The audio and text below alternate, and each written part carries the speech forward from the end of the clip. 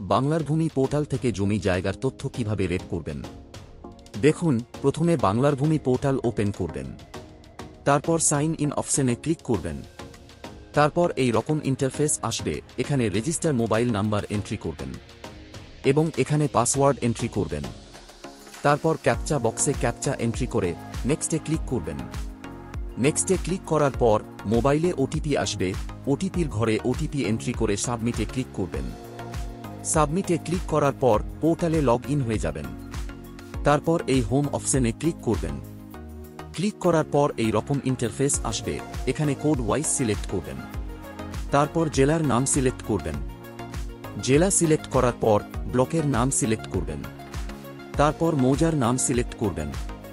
খতিয়ান নাম্বার দিয়ে সার্চ করতে চাইলে সার্চ বাই খতিয়ান সিলেক্ট করবেন এবং দাগ নাম্বার দিয়ে সার্চ করতে চাইলে সার্চ বাই প্লট সিলেক্ট করবেন।